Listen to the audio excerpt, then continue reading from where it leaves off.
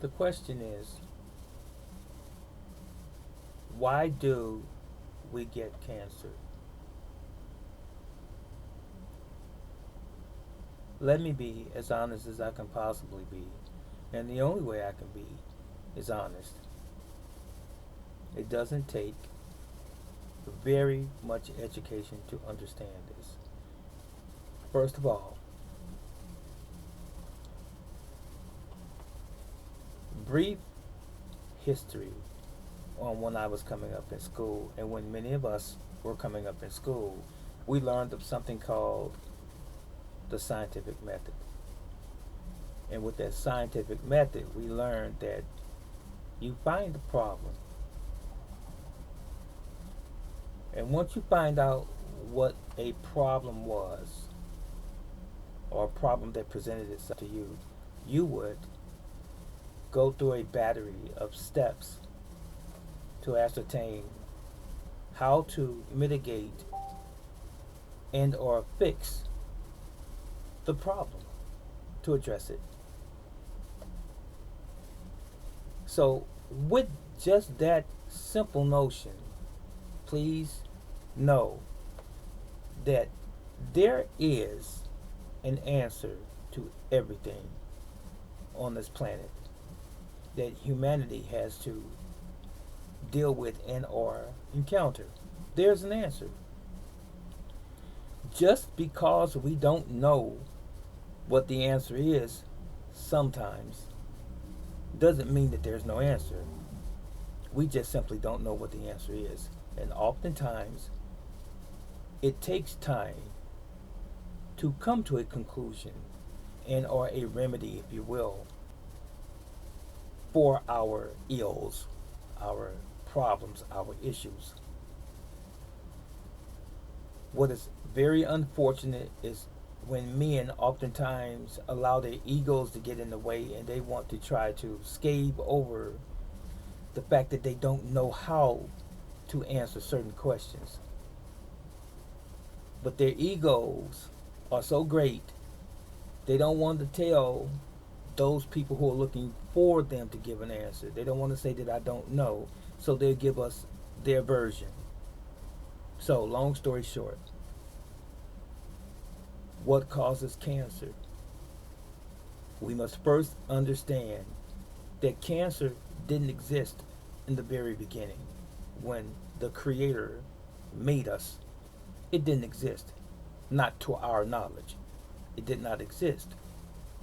Man, being on this planet, is the sole reason behind the development of cancer or the acquisition of cancer by people because of his various inventions throughout evolution, his evolution, more proper. So, we've created all types of machines that fly, jets, planes, rockets, so forth, all types of vessels that move through the water, submarines, ships, boats, jet skis, and so forth. We've created all kinds of machinery on the ground that travels, cars, trucks, and various other types of vehicles and things like this. And these things require chemicals. These things require gasoline, petroleum, diesel, and so forth.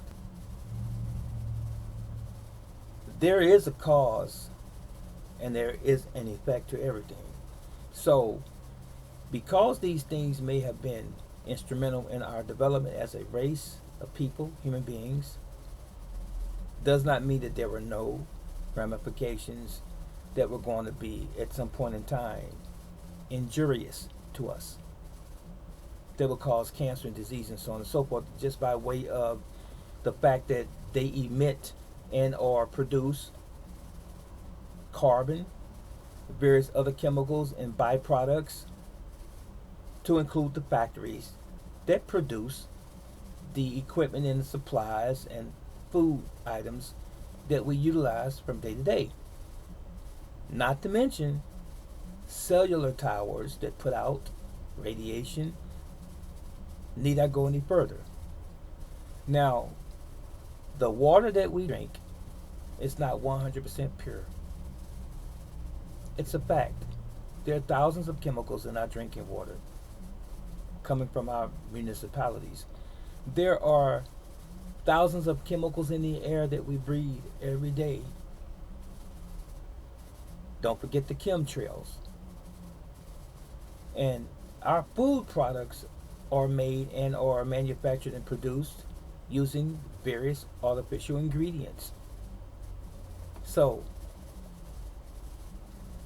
they also create and have created products that have caused mankind to become addicted. Alcohol, ethanol, tobacco products, various types of drugs, thousands and thousands of drugs that are given to us from pharmaceutical manufacturers, and the things that they add to our food again. So, doesn't it stand to reason why we have cancer or the various cancers that we have? Those are the reasons. Because we live in a toxic environment, and much of our food supplies have been adulterated. Yes, and I mentioned the water. We are exposed to chemicals on some level in virtually every aspect of our lives from day to day. That's where cancer comes from. So, this is not something that can really be refuted or denied. What we what we as humanity have to do is try as best as we can to mitigate the damages of cancer and or potential cancer by controlling what we put in and on our bodies. That's really it. The atmosphere, for the most part, we individuals have no control over that because it's already been done, and it's a part of daily life. Planes and trains and automobiles spewing out chemicals all of the time, and we inhale and absorb those chemicals. So, again, unfortunately, we are in a very toxic environment, a very toxic world.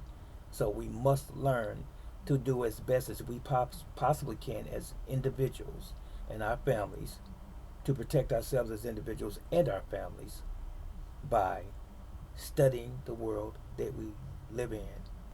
And then we can see clear or more clear to mitigate these problems. That was it for this segment. If you have any questions, you know where I am. May Yahweh bless you and keep you. So long.